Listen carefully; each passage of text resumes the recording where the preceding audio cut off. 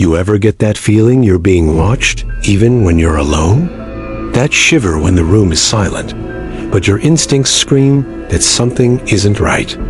Emma had that feeling every night, and eventually, she learned she wasn't imagining it. It started with phone calls. One ring, just once. Every night at exactly 3:12 a.m., no caller ID, no voicemail, just silence. She ignored it at first, blamed it on some prank or glitch. But then one night, half awake and annoyed, she picked up and heard her own voice whisper, "Don't trust her." The next morning, Emma found dozens of missed calls from her own number. Confused and terrified, she checked the security footage of her apartment's hallway. At 3:12 a.m., there was someone outside her door. Not a stranger, not even someone similar. It was her. Same hair, same clothes, same exhausted eyes just staring.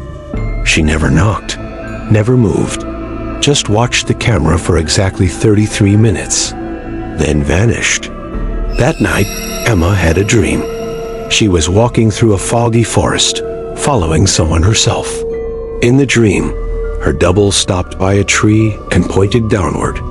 The next day, shaken but curious, she went to the woods near her family's old cabin, where she used to go as a child.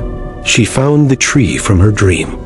Beneath it, buried in dirt, was a rotting notebook with a message carved on the cover. "Do not let her in." Emma couldn't sleep. She kept hearing the whisper from the woods echo in her head. "Do not let her in?" She sat in bed, staring at the notebook on her nightstand. Suddenly, her phone lit up. Unknown caller. No ID. Against every instinct, she answered. Static.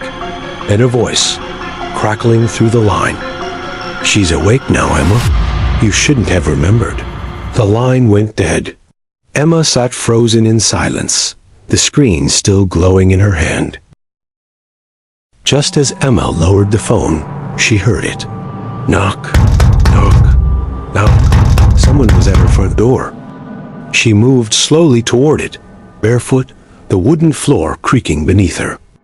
Through the peephole, nothing, only darkness. But then, a second knock. This one came from inside the house, from the back door. Emma's breath hitched. She wasn't alone. Emma turned, slowly, heart pounding in her chest. The second knock echoed again, this time louder, from the back of the house. She crept down the hallway toward the kitchen. Moonlight spilled in through the windows. The back door stood at the end. She reached for the doorknob, but then noticed muddy child-sized footprints leading up to it from inside the house. Shaking, Emma stumbled into the bathroom and splashed cold water on her face. She looked up. In the mirror, a second reflection. Not her. A smiling version of herself.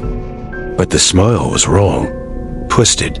The mouth didn't match the eyes. Emma spun around. The bathroom was empty. She looked back at the mirror. Her reflection was normal again. But behind her, in the reflection, the notebook sat open on the sink, and the message had changed. "You already let her in." Emma backed away from the mirror, breath shallow. She turned, and the notebook was there on the sink, open. The pages were flipping rapidly on their own, though there was no wind. Then they stopped. One line written in bold, black strokes. "She lives in the mirror now. You are just the shell." Emma dropped the notebook. It hit the floor with a wet, sickening slap. She looked up.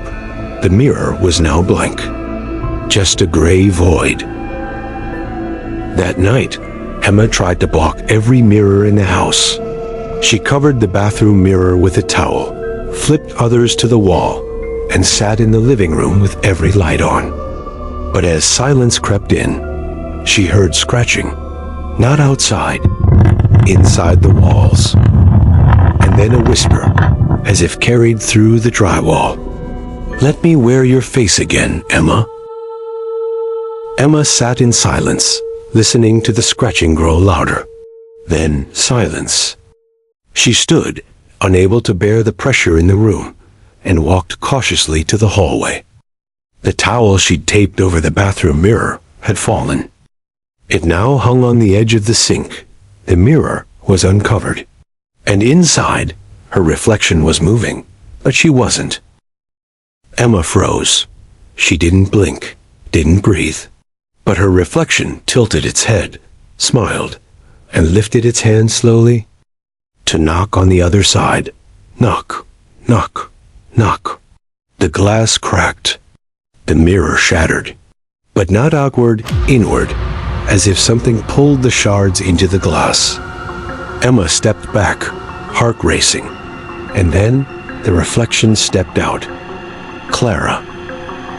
The childhood figure Emma had forgotten. She looked just like Emma, but wrong. Too still, too cold. Clara smiled. You shouldn't have remembered me. Emma tried to run, but her body wouldn't move. Behind Clara, the mirror no longer showed a reflection, just blackness and distant, echoing whispers. Clara stepped closer. Now let's trade. Emma tried to scream, but no sound came. Clara stepped out of the mirror fully now, her feet not touching the floor. She leaned in, placing her forehead against Emma's. Her voice was a whisper. You forgot me, but I never forgot you. Emma's eyes rolled back. The lights flickered, then went dark. When they came back on, only one woman stood. She looked like Emma, but she smiled differently. She walked over to the mirror, and on the other side, trapped in glass, a panicked Emma banged against the surface, screaming silently as Clara looked back from the real world. The next morning, Emma, now Clara in disguise, made coffee.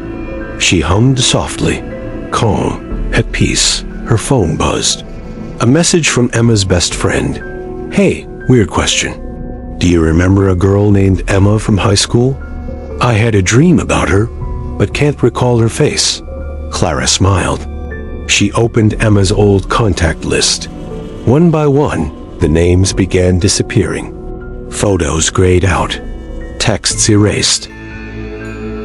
Outside the window, Emma's reflection watched from the glass, trapped, fading. No one remembered her. Except Clara.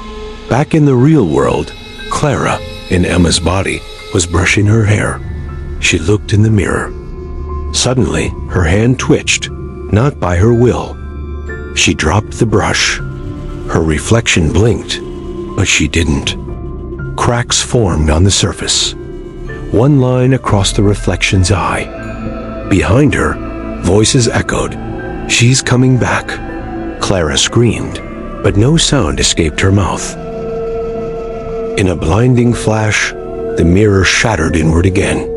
When the dust settled, only one woman stood in front of the broken glass. She gasped for air, collapsing to her knees. It was Emma. Real, alive. She looked up at the mirror, now just shards. In the largest piece, a silent Clara screamed from behind the glass, trapped where Emma once was.